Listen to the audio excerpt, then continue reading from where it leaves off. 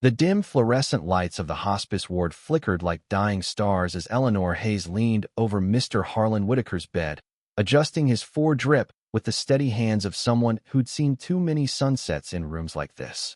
In that moment, as his frail fingers clutched her wrist with surprising strength, he whispered words that shattered the quiet routine of her shift. "I killed your mother, Eleanor, and I've been waiting for you to come back all these years." Her heart slammed against her ribs, the world tilting as memories long buried surged like a tidal wave, forcing her to bolt from the room, tears blurring the corridor as she fled from the truth she'd never known she needed. Eleanor stumbled into the nurse's lounge, slamming the door behind her, her breath coming in ragged gasps. How could this be?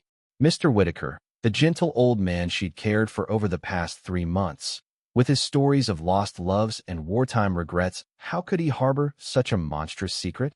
She sank into a chair, her mind racing back to her childhood in the small town of Willow Creek, where her mother had vanished one stormy night when Eleanor was just 8. The police had called it a tragic accident, a car skidding off the rain-slicked road into the river, body never recovered. But now, those words echoed. "I killed your mother." Was it a delusion from the morphine, or something far darker? As the minutes ticked by, Eleanor forced herself to calm down, wiping her eyes with the sleeve of her scrubs. She had to go back. Patients like Mr. Whitaker, at the end of their lives, often confused reality with hallucination. Yet, something in his eyes, clear, piercing, unclouded by pain, told her this wasn't mere delirium. She remembered how he'd perked up when she first introduced herself, his gaze lingering a second too long, as if recognizing a ghost. "Eleanor Hayes," he'd murmured. A name from another time. She'd brushed it off then, attributing it to his age, but now it gnawed at her. Gathering her resolve, she returned to his room, the door creaking open like a reluctant confession. Mr. Whitaker lay there, his chest rising and falling shallowly. Eyes closed but not asleep, she could tell by the tension in his jaw. "Mr. Whitaker," she said softly, her voice trembling despite her efforts. "What did you mean?" "My mother. She died in an accident." His eyes fluttered open, locking onto hers with a mix of sorrow and relief. "No accident, child. Sit. There's a story you deserve to hear before I go." He began slowly, his voice a raspy whisper threading through the beeps of the heart monitor. Harlan Whitaker had been a young man in Willow Creek back in the 1950s, full of ambition and fire, working as a mechanic in the town's only garage.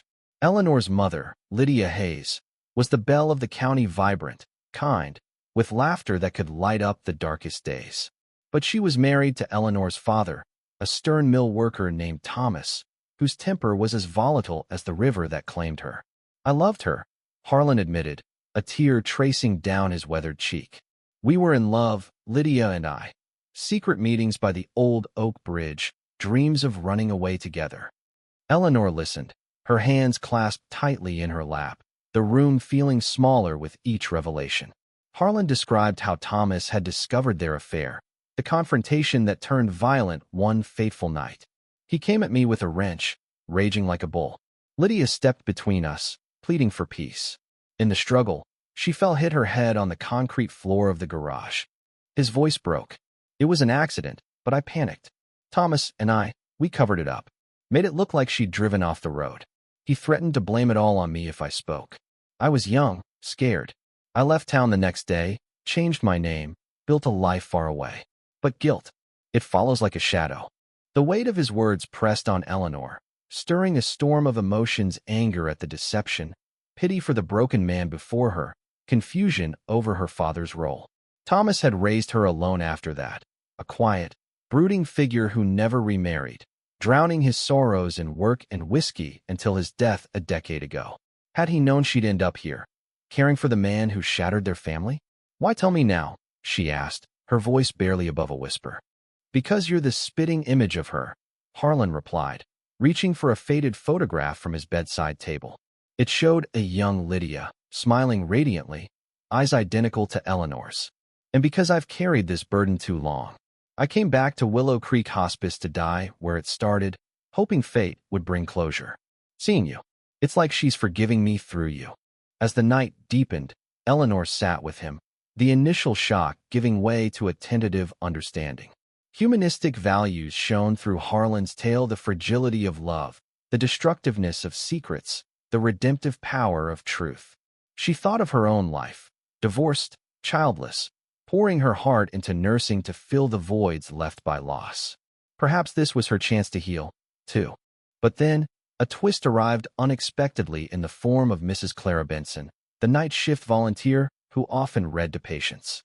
Clara, a spry woman in her 70s with a kind face framed by silver curls, entered the room quietly, carrying a tray of herbal tea.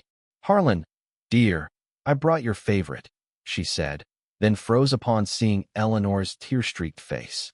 "Oh goodness, is everything all right?" Harlan's eyes widened slightly. A flicker of something: recognition? Fear? Clara set the tray down, her gaze shifting between them. "Eleanor Hayes? You've grown into such a fine woman.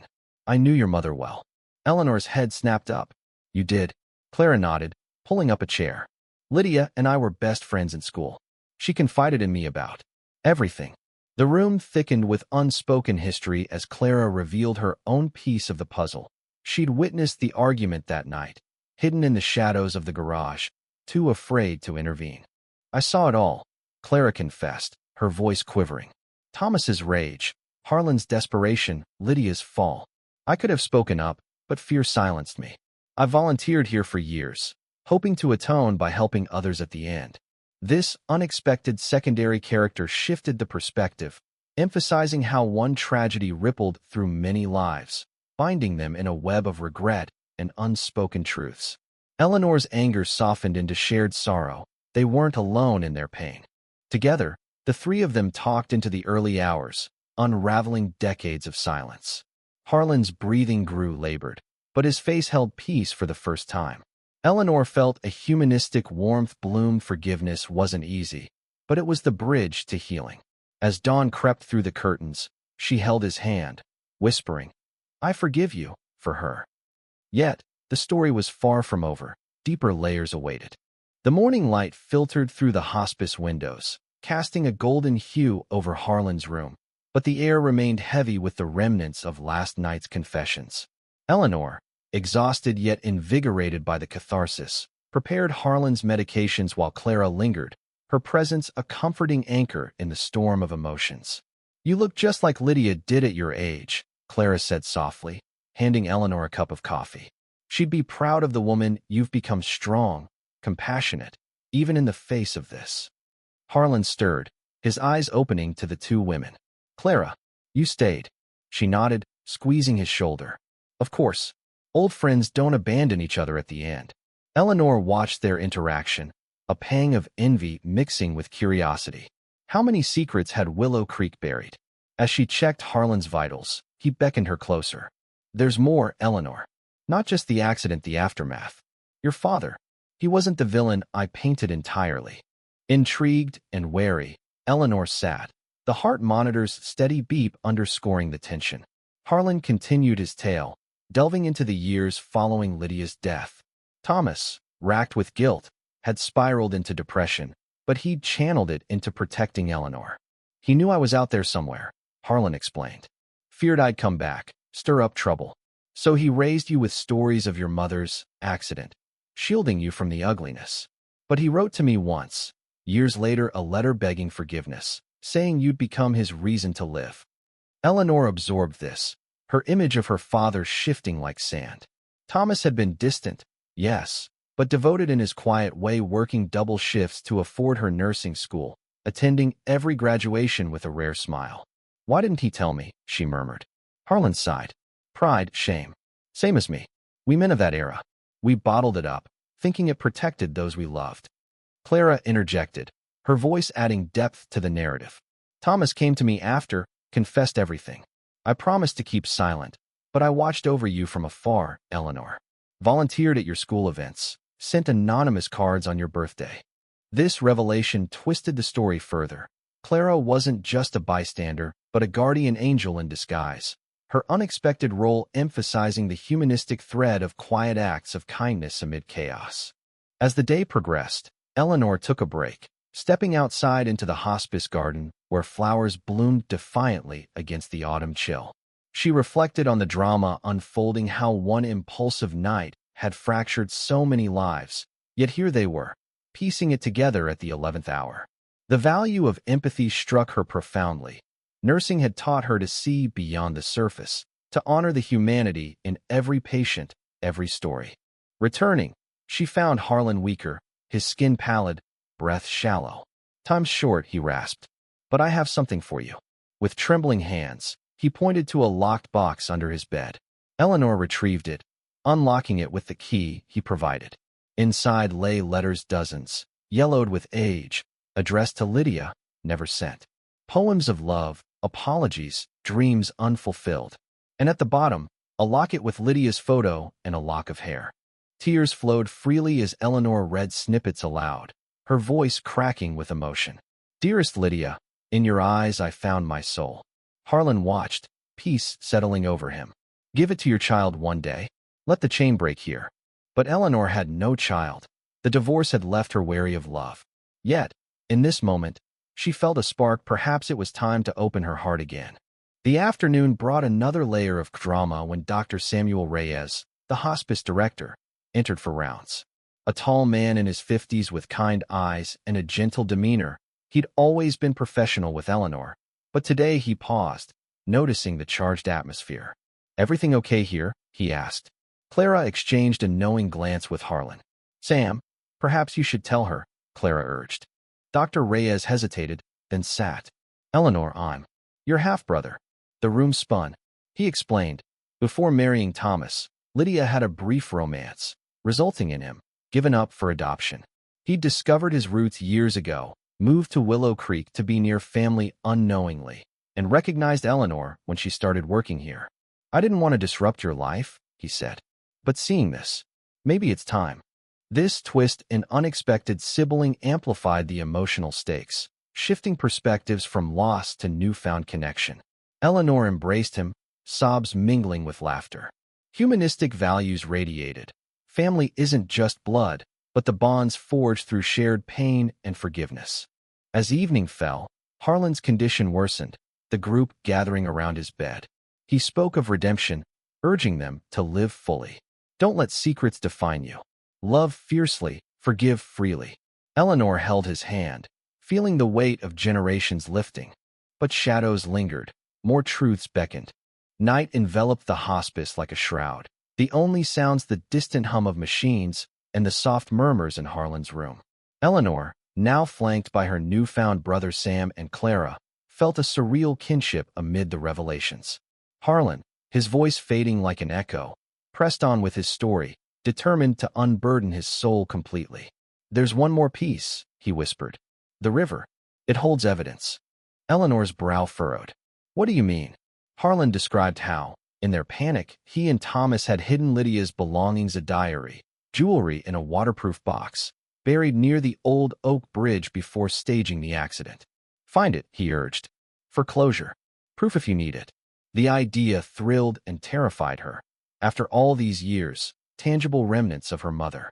Sam nodded thoughtfully. "I'll help you search tomorrow. It's time we faced this together." Clara, ever the steady force, added, "I've got a map from back then. Lydia and I used to picnic there." Their collective resolve highlighted the humanistic essence, community healing wounds that isolation deepens. As Harlan rested, Eleanor stepped into the hall with Sam, their conversation turning personal. "Why nursing?" he asked. She smiled faintly. "Mom's disappearance left a hole. Caring for others fills it. Somehow." He shared his path, adopted by a loving family, becoming a doctor to give back. "Finding you. It's like regaining a piece of her." The emotional depth grew, drama building as they bonded over lost time. Back in the room, a nurse's aide popped in, unexpectedly young Mia, fresh out of school, with wide eyes and an eager spirit. "Miss Hayes, you okay? You look like you've seen a ghost." Eleanor chuckled weakly. "Something like that." Mia, sensing the gravity, lingered, sharing her own story. Her grandfather had passed here last year, whispering regrets on his deathbed. "It taught me to listen, really listen." This minor character added a fresh perspective, emphasizing generational echoes of regret and the value of empathy in youth. Harlan awoke briefly, his eyes bright with feverish urgency. "Eleanor, Promise me live without chains. Love again. She thought of her ex-husband, the betrayal that scarred her, but nodded. I will. The night wore on with stories. Harlan recounting wartime heroics, Clara reminiscing about Lydia's dreams of becoming a teacher, Sam sharing adoption tales. Laughter mingled with tears, a tapestry of human resilience. Dawn broke, and with it, action. Eleanor, Sam, and Clara drove to the old oak bridge, the river rushing below like time itself. Armed with shovels and the map, they dug near the roots where Harlan described. Hours passed, doubt creeping in, until Sam's spade hit metal. The box emerged, rusted but intact. Inside, Lydia's diary, filled with entries of love for Harlan, fears of Thomas's temper, joy at Eleanor's birth. A necklace with a heart pendant, inscribed forever. Reading aloud by the river, Eleanor's voice trembled. Today, I told Thomas it's over. Harlan and I will start anew. The words painted a vivid picture of a woman trapped, yearning for freedom. But a twist in the diary, an entry revealing Lydia's pregnancy with Sam's child? No. Wait, it mentioned a brief affair before Thomas, confirming Sam's origins, but also hinting at another secret. Thomas wasn't Eleanor's biological father. Harlan, he's my father. Eleanor gasped, the pages shaking in her hands. Sam scanned the entry. Lydia had conceived Eleanor with Harlan during their affair, keeping it from Thomas to avoid violence. The revelation exploded like thunder, changing everything. Harlan hadn't just killed her mother. He was her blood. Racing back to the hospice, hearts pounding, they burst into the room. Harlan, barely conscious, smiled weakly. You found it. Eleanor confronted him gently. Why didn't you say? You're my father. Tears streamed down his face. To spare you more pain. But now, my daughter. The emotional climax surged, forgiveness layered with profound connection, humanistic values peaking in acceptance of flawed humanity. Clara comforted them, her role evolving into a maternal figure. Lydia would want this family united. Sam embraced Eleanor. Sister. The drama intensified as Harlan's monitors alarmed, his time nearing. In his final hours, they surrounded him, sharing gratitude.